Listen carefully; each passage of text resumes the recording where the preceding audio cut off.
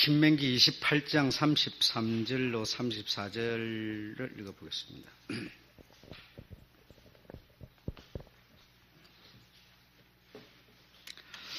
다 같이 33절과 34절 읽겠습니다. 시작. 내 토지 소산과 내 수고로 얻은 것을 내가 알지 못하는 민족이 먹겠고 너는 항상 압제와 학대를 받을 뿐이니 이러므로 내 눈에 보이는 일로 인하여 내가 미치리라. 아멘.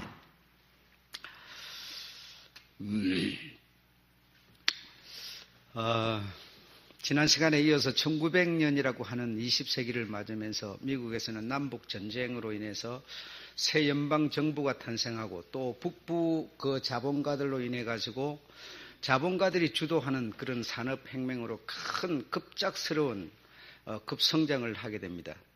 그러고 있는 사이 유럽에서는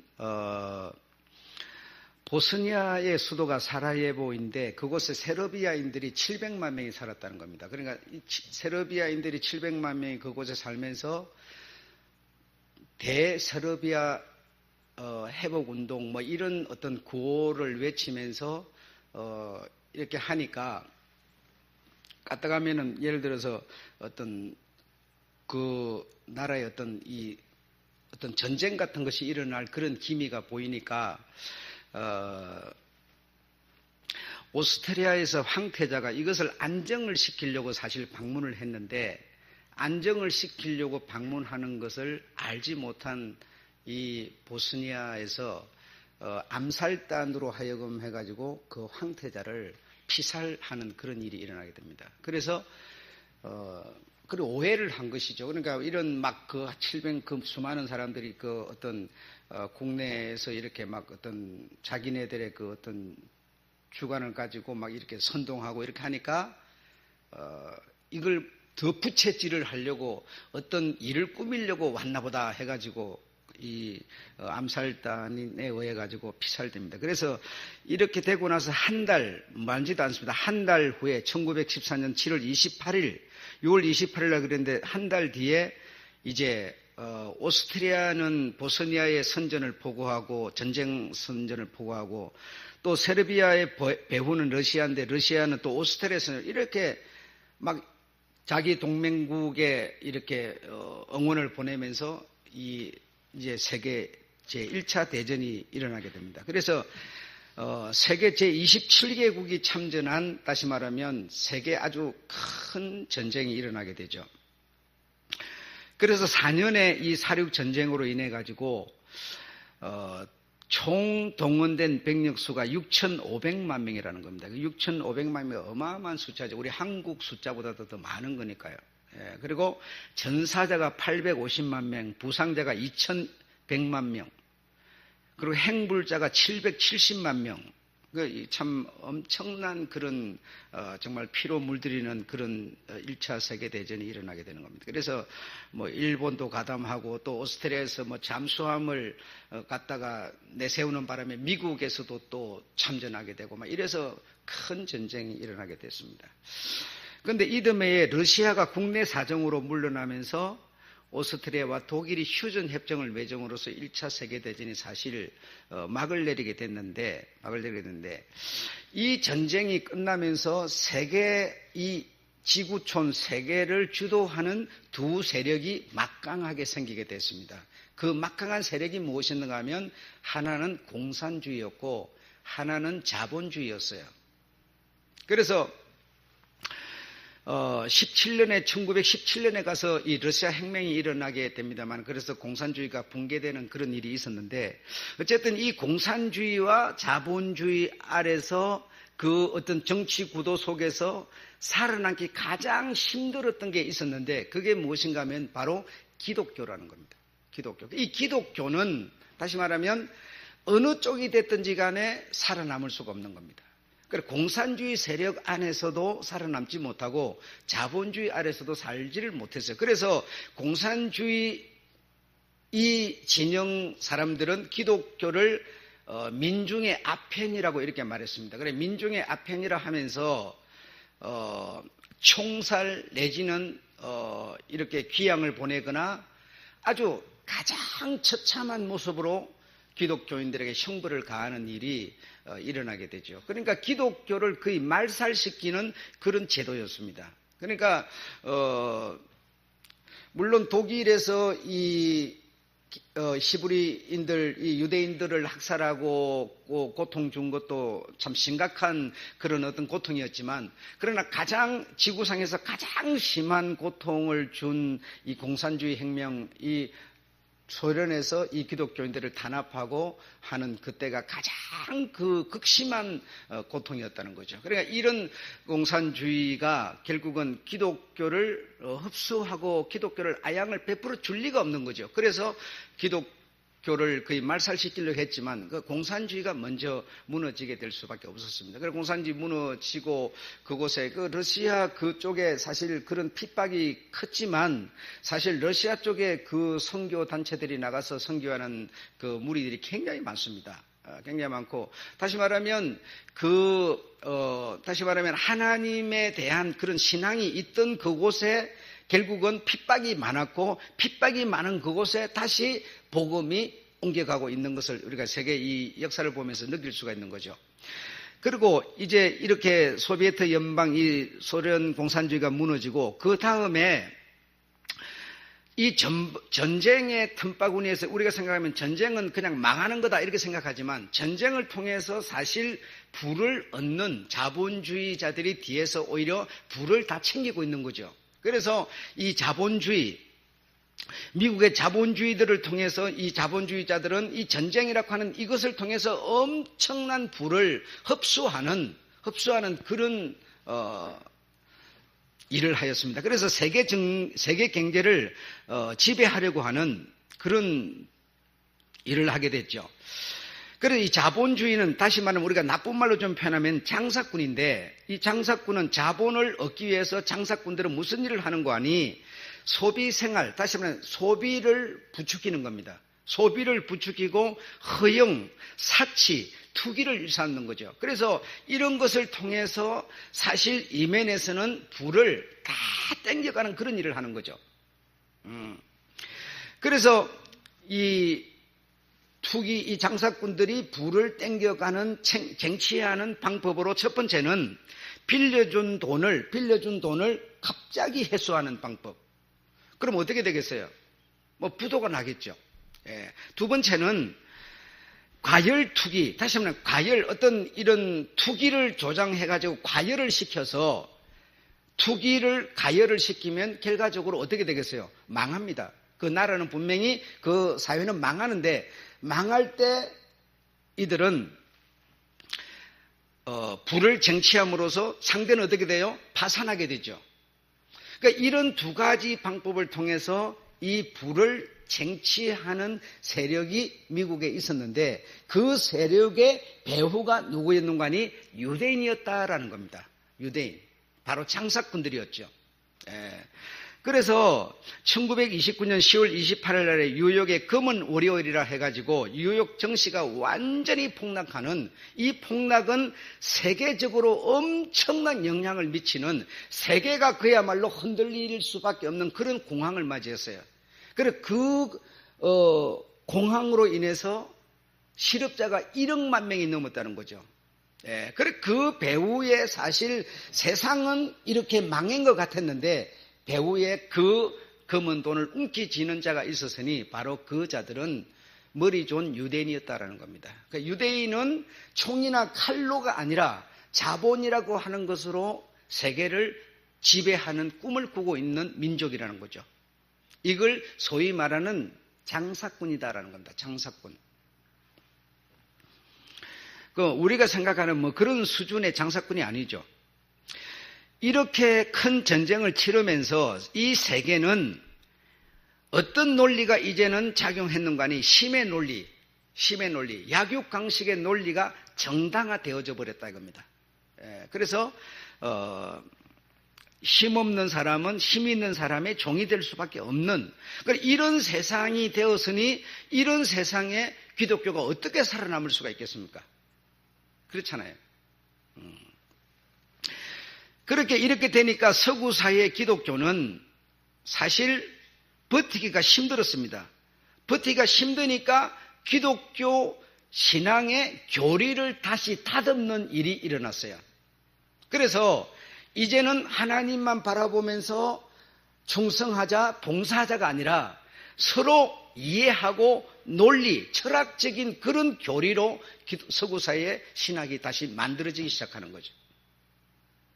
그래서 이 신학은 어떤 하나의 목표를 가지고 세상이 어떠하든지 간에 꾸준하게 가지를 못하는 것이 이 힘의 논리의 지배를 받다 보니까 어쩔 수가 없는, 이 목구멍이 다시 말하면 포도청이라는 거죠. 먹고 살아야 되니까 어떻게 예배를 드리냐, 어떻게 헌금을 하느냐 할 수 없는 거 아니에요. 그런데 먹고 살기 위해서는 내가 뭐 주일도 못 지키게 되고, 이래서 자꾸 논리적인 철학적인 그런 교리가 만들어지게 되다 보니까 논리 철학적인 제도가 만들어지면 결과적으로 신앙은 붕괴되어 버리는 거죠. 지킬 수가 없는 거죠. 예수님이 오셨을 때도 한번 생각해 보십시오. 예수님이 오신 것은 하나님의 그 어떤 뜻을 전달하기 위해서 오셨지만, 세상은 세상 논리를 가지고 자꾸만 예수님에게 요구를 하는 겁니다. 세상이 이러하니 이 논리를 따라서 살아야 된다라고 말하지만, 그렇게 안 따라주니까 결국은 어떻게 된 거예요? 예수는 얼마 살지 못하고 순교당할 수밖에 없었던 거죠. 마찬가지입니다, 여러분. 그래서 이 신앙이라고 하는 건 하나의 목표를 가지고 꾸준한 어떤 그 길을 향해서 가기가 어려운 거다 이겁니다. 그 사회의 어떤 운동이, 사회의 정신이 그런 정신으로 변질되니까 신앙을 가지고 신앙을 가진 자가 살아남지를 못하는 거죠. 그래서 서구 사회의 신앙이 이런 논리적이고 철학적인 신앙으로 바뀌면서 교회가 함몰되어 버릴 수밖에 없었던 거예요. 그 찬란한 문화를 얻고 일어선, 문화를 일으킨 기독교의 힘이었지만 결국 그 문화에게 결국은 신앙이 잡히는 결과를 만들어낼 수밖에 없었던 겁니다.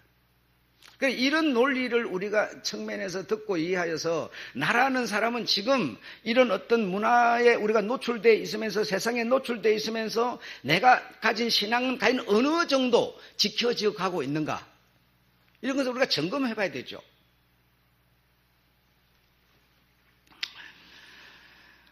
이런 강대국 사이에서 눈치를 보고 있던 이 동양, 1910년에 여러분이 알다시피 한국은 일본의 침략으로 역시 지배를 받을 수밖에 없는 상황이 발생하였습니다. 그렇게 되니까 1911년에 일본은 온갖 업무, 언어를 지배하고 풍습, 정신교육, 인간 개조를 시키는 겁니다.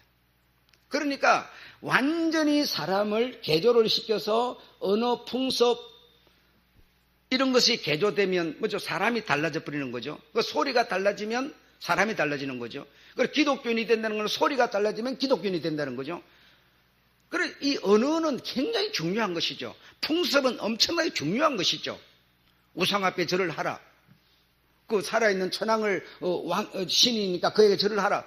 그런 풍습을 요구하고 이렇게 하니까 이 동양의 기독교는 그래도 서구 사회의 그 어떤 논리적인 그런 신학을 따르지 않고 이 동양에서는, 이 한국에서는 특히 독자적인 노선을 걷기 시작한 겁니다. 독자적인 노선을 걸으면서 가는 곳마다 학교, 교회 이런 데서 불같이 번진 것이 있었으니 강습회, 다시 말하면 사경회, 부흥회 이런 것이 막 불같이 일어나게 된 것이죠. 왜냐하면 사람을 일본 사람들이 일본 정신으로 개조를 하려고 그러니까 거기에 맞설 수밖에 없는 힘은 다시 말하면 죽음을 불사하는 기독교 정신밖에 없었다는 거죠. 그래서 기독교의 이 정신이 이렇게 무서운 거라는 겁니다, 여러분. 무서운 거라는 겁니다. 뿐 아니라 3.1 독립운동을 주도했고 신앙부흥운동, 농촌 계몽운동을 누가? 기독교가 주도했습니다. 기독교가. 그래서 결국은 독립을 맞이하는 그 역할을 이끌어낸 단체는 기독교다라는 겁니다. 그래서 이 한국의 기독교가 서구 사회의 어떤 그 신앙 노선을 따랐다면 우리 한국의 사람들은 전부 아마 일제 그 일본 사람들 풍습과 언어와 전부 그걸 따라버렸을 겁니다. 그리고 얼마나 언어 교육, 풍습 이런 것을 개조를 정신교육을 시켜놨는지 알다시피 지금까지도 일본 사람들의 건물이며 그들의 풍습이며 그들의 언어가 우리들의 정신을 지배하고 있는 부분이 많이 지금도 있지 않습니까? 그러니까 이렇게 무서운 것이다 이겁니다. 그래서 1차 세계대전이 끝나고 공산주의는 함몰됐지만 스페인, 이탈리아, 독일을 중심해서 어떤 운동이 일어났는가 하니 민족주의를 내세운 사회주의 운동이 일어났습니다. 민족주의를 내세운 사회주의 운동, 이 운동을 하는 이 어떤 세력이 등장하게 되는데 이 사회주의 운동이라고 하는 게 다시 말해 공산주의면 공산주의를 정당화하자. 우리 이 대한민국에서 공산주의가 만약에 정당이 돼서 그 정당을 위주해서 이 나라의 어떤 정치를 이끌어가자라고 하는 그런 세력이라는 거죠. 그래서 공산주의라고 하는 그 독재 같은 그런 정신은 무너져 버렸지만 그래도 이 사회주의 운동이 일어나면서 이 독일이면 독일, 한국이면 한국, 일본이면 일본 그 사회주의 이런 다시 말하면 우리 지금 같은 우리나라로 이해한다면 뭐 우리나라는 지금 정당이 뭐예요? 더불어민주당이죠. 그러니까 더불어민주당이 이 나라의 정당이라는 겁니다. 그 정당을 중심해서 이 나라는 나아가자라는 겁니다. 그 단어만 다를 뿐이지 사실은 정당이 이 나라를 지배하고 있는 거죠. 그럼 정당 정신을 가진 그 세력이 이 나라를 지배하고 있는 거죠. 정당 정신이. 원래가 더불어민주당이었습니까? 아니요. 요번에 만든 얘기예요. 그럼 그전에는 무엇이었습니까? 그전에는 그 전에대로 어떤, 맹칭을 갖고 있었어요. 다시 말해, 그 나라에 맞는 어떤 큰 힘을 가진 세력, 그 정당에 의해서 이끌어져 가는 나라, 이 사회주의 운동이 일어났다는 거죠. 예. 그런 세력이 있었다는 겁니다. 그런 세력으로 인해 가지고, 말하자면 국민의 대표는 무엇입니까? 정당이에요. 그러면서 정당은 뭐라고 그러느냐? 국민이 원하니까. 이렇게 말해요. 국민이 원하는 게 아니에요. 근데 지네들이 그 국민을 업고 정당으로 표현하면서 우리 정당은 국민이 원하기 때문에 국민의 뜻이라고 하면서 자꾸 자기네들의 주도권을 가지고 그들이 목표를 세워서 그냥 나아가는 것이 이 사회주의 운동이었다라는 겁니다. 예. 그러니까 오늘날도 여러분 보면 사실 이런 지내온 절차를 생각하지 않고 오늘날만 생각하면 무엇이 옳으냐 그러냐 우리가 분별하기 어렵죠. 지금 더불어민주당에서 그들이 지금은 이제 원래는 야당이었지만 정당이 됐잖아요. 정당이 돼가지고 그 정당이 누가 뭐라든 상관없이 그냥 자기네들의 어떤 주권을 가지고 행사를 해가는 거예요. 그래서 어떤 반대 세력이 안 된다. 이거는 내가 볼 때 안 된다. 이거는 이러한 문제는 어떤 공직자가 될 수 없는 사람이다. 라고 하는 그런 조항이 있습니다. 그러면 그 조항에 맞춰서 이렇게 가야 되는데 그것도 아니다. 그냥 임명해버리는 겁니다. 이게 뭐냐면 정당의 힘이에요. 그러면서 뭐라고 그러냐. 국민이 원하기 때문에. 국민이 누가 원하는데요. 원하는 사람도 없어요. 국민은 정당하기를 원해요. 정당하게 가기를 원하는 거지. 국민이 언제 정당이라고 정당을 무조건 지지하고 그래 하지 않아요. 그런데 그들의 소리로 그냥 국민이 원하니까. 그러니까 국민의 대표자가 뭐야? 정당이라는 거예요. 이런 사회주의 운동이 일어나면서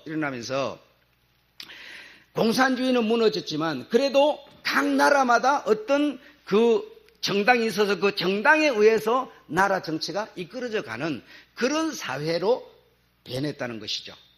예. 그런 사회로 변했는데 그런 사회로 변했다고 해서 거기서 과연 기독교라고 하는 게 살아남을 수 있느냐 하면 그렇지 않다는 거죠. 그래서 이렇게 공산주의는 함몰됐지만 대신 이런 운동이 일어나게 되고 이제 이 온 세계는 또 하나의 지구를 세계 지구를 붙들고 이 지배하고 있는 정신 하나가 뭐예요? 자본주의라고 그랬죠. 이 자본주의, 이 자본주의는 즉 다시 말하면 계급주의와 같은 건데, 이 어떤 사고 방식을 벗어날 수가 없는 거죠. 예. 이걸 어떻게 외면할 수도 없는 거죠. 예. 인정 안 할 수도 없는 거죠. 가진 자가 득세하고 없는 자는 지배를 받는 거, 이거 방법이 없는 거예요. 모든 세상 논리가 이것이 정당화되면서 그것을 따라서 세상이 그냥 가는 거예요. 어쩔 수가 없어요. 그런데 그렇게 되다 보니까 이게 옳지 않은 것은, 내가 볼 기독교 정신을 가진 나로서 옳지 않은 것은 틀림없는데 내가 이 사회 속에, 이 나라에 살고 있는 이상, 지구촌에 내 몸을 던져놓고 살고 있는 이상 이것을 외면할 수가 없는 거예요.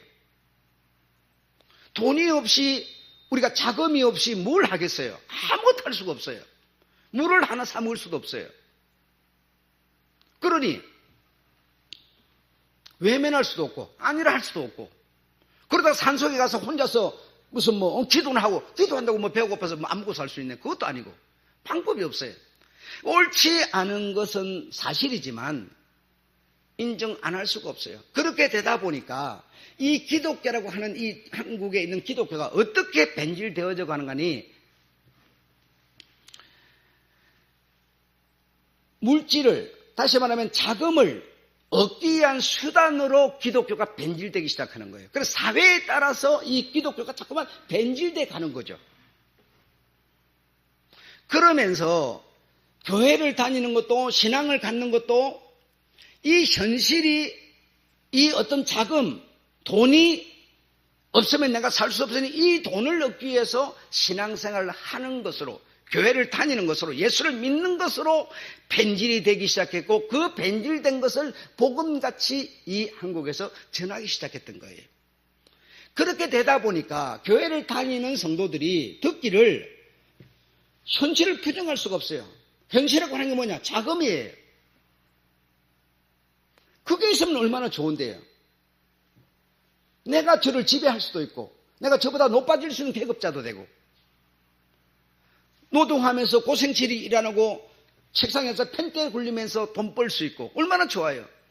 그렇기 때문에 이 현실의 지배를 받으면서 이 한국교회가 점점 물질주의 신앙으로 변질되기 시작했던 거예요. 그래서 교회마다 3.1 운동을 주도하고 막 죽음을 불사하고 어떤 계몽운동을 하고 이러던 정신이 자꾸만 쇠약해지면서 이렇게 물질 우상주의, 물질 중심의 신앙으로 이 한국에도 신앙이 변질되기 시작했다 이겁니다. 그래서 우리가 태어났을 때는 이미 물질주의로 변질된 상태에서 우리가 태어난 거예요. 대부분 여러분이 태어난 거예요. 그리고 태어나가지고 교회를 갔더니 듣는 소리가 전부 물질 중심의 얘기만 하고 있는 거예요. 그러니까 우리가 뭘 알아요? 그 소리가 진리라고 들을 수밖에 없었던 거예요. 지금 여러분 100살이나 된 사람이면 지금 여기에 해당 안 될지 모르지만 100살이 안 된 60세, 70세는 전부 여기에 해당되는 사람이에요. 그러니 교회를 갔더니 전부 얘기를, 목사들이 하는 얘기가, 듣는 얘기가 이런 얘기만 하는 겁니다. 그러니까 신앙생활을 하는 거는 형통하고 복받고 자식 잘 되고 전부 이런 얘기만 하고 이런 얘기, 이것을 위해서 예수 믿고 예수는 이런 것을 해주는 사람으로 이해할 수밖에 없게 됐던 거예요. 그래서 한국 사회에 이 물질이라고 하는 이것이 우상이 되는 그런 방식으로 복음이라는 이름으로 변질되어서 교회들마다 해서 목사의 입을 통해서 증거되기 시작했더라는 겁니다. 증거되기 시작했습니다. 그렇게 증거되면 그런 복음을 듣고 자라는 우리는 이 자본주의라고 하는 이 자금의, 이 돈의 한금의 종이 되어서 도무지 하루도 편하게 살 날이 없다는 겁니다. 하루도 편하게 살 날이 없어. 자나깨나 돈 걱정, 자나깨나 그것이 걱정을 안 하려고 그러면 현실이 그거니까요. 방법이 없는 거예요. 방법이 없는 거예요. 참 슬픈 일이 아닐 수가 없습니다. 그래서 이렇게 되다 보니까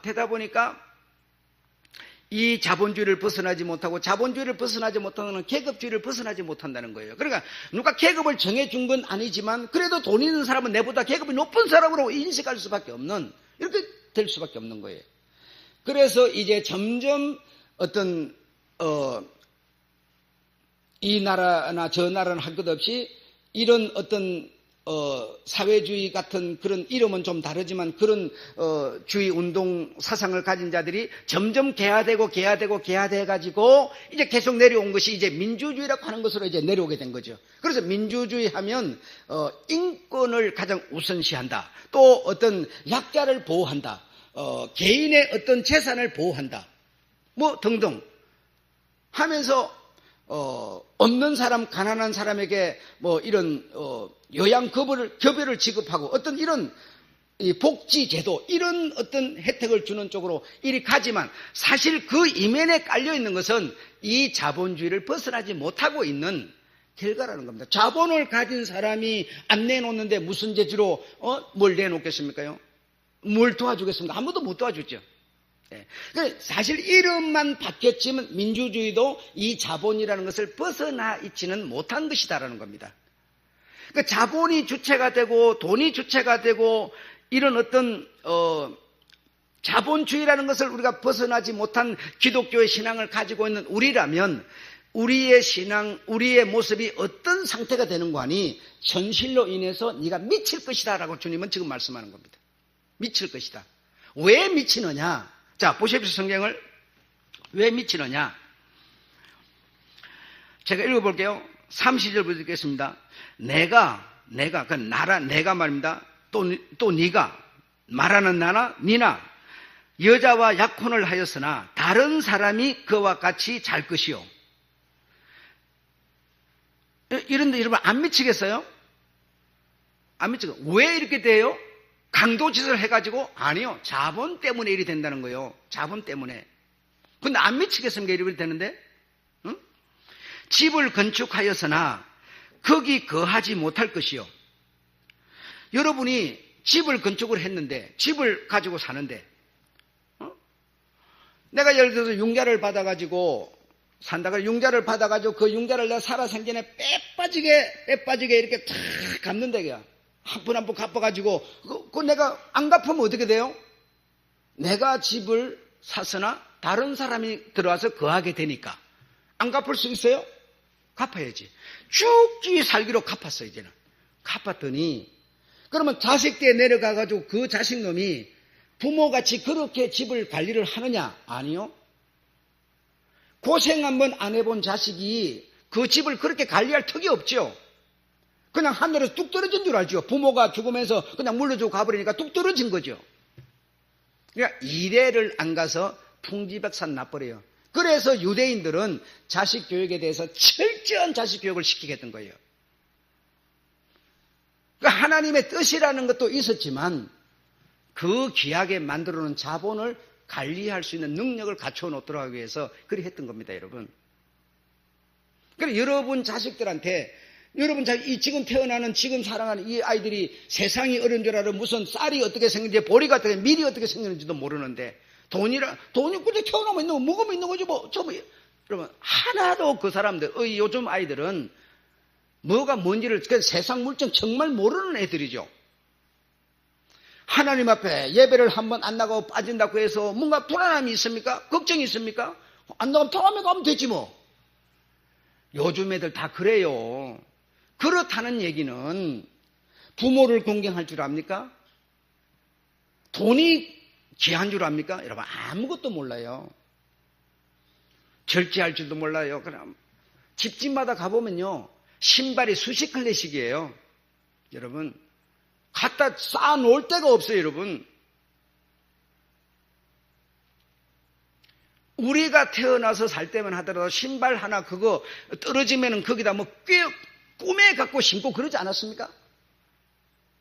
그러던 게 몇십 년 전인데 지금은 여러분 그런 거예요. 뭐 스타일 해지났다고 뭐 모양 안 난다고 모릅니다. 이 세상 문화가 그렇게 돼. 문화에 그러니까 이 신앙이 팔려가 버리는 거죠, 자꾸만. 그러니 다음 때도 안 가서 풍지백산 나버리는 겁니다. 아무것도 안 지켜진다는 거예요. 그러니 내가 집을 건축했을지라도 뭐요? 결국은 남이 사는 거예요. 그러니 땅속에 들어가 있는 애비가 미치지 않겠습니까? 미치는 겁니다. 미쳐. 응? 놀라운 일이죠, 여러분. 포도원을 심었으나 내가 그 과실을 쓰지 못할 것이며 내 소를 내 목전에서 잡았으나 내가 먹지 못할 것이며 왜 그리 돼요? 돈 때문에 그리 된다는 거예요. 돈 때문에. 돈 때문에 자식도 팔려가고 다 종살이하고 다 인권은 말하지만 뭐요? 인권을 말하면 뭐요? 남의 집에 가서 청소나 해주고 청소기나 돌리는 게 일상인데 여러분. 방법이 없어요, 여러분. 이게 계급주의가 아니고 자본주의가 뭐예요? 자본주의 속에 우리의 신앙을 갖다 놓으면 우리가 어떻게 된다고? 미친다고 주님은 말씀하는 거라니까요. 그런데 우리는 태어나면서부터 이 교회에 오니까 얘기를 들은 것이 자본 얘기만 들었어요. 돈 얘기만 들었어요. 그러니 교회 생활 잘하면 돈 번다, 잘 된다 이런 얘기만 들었어요.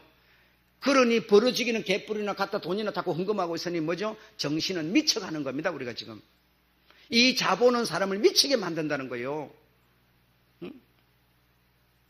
그러니까 시대에 흘러내려온 절차를 모르고 지금 이 시대에 와가지고 하는 소리만 하고 있으니까 맨날 얘기를 해도 복음이 안 들어가는 거예요. 성도들한테. 태어나면서부터 들은 소리가 그 소리인데 뭘 들어갈 게 뭐 있습니까?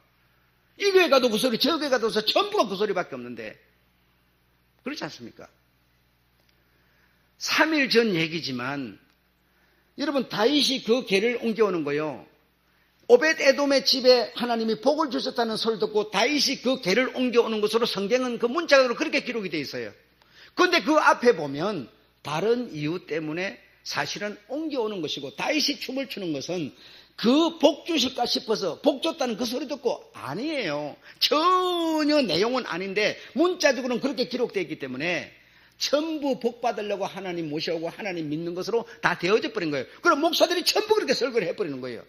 당신 복 받으려면 하나님 모시시오. 예배 드리시오.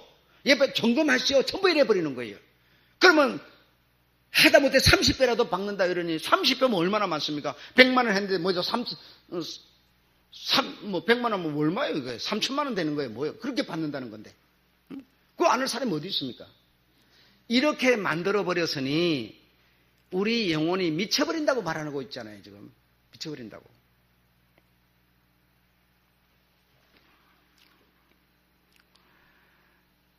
또 나귀를 내 목전에서 빼앗길 것이고, 여러분 이렇게 새끼를 낳아서 키워서 이 목전에서 내 눈은 본 앞에서 뺏기고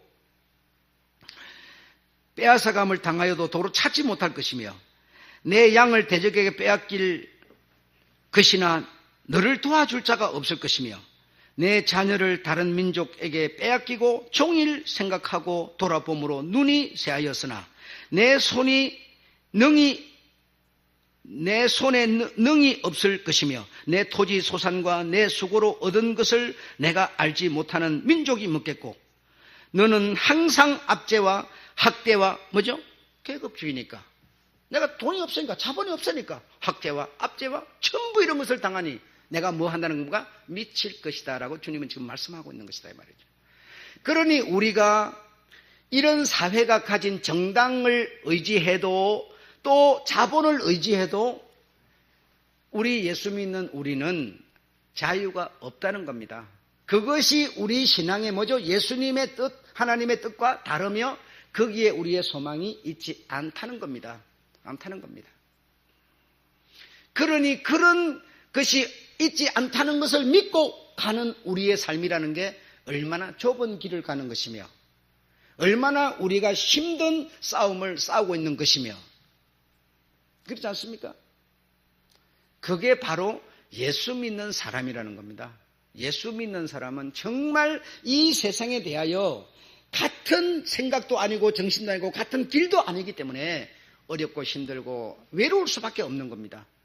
그럼에도 불구하고 주님의 말씀을 따라서, 그래서 정말 우리가 말씀을 사실대로 받지 못하면 신앙은 성장할 수 없는 겁니다.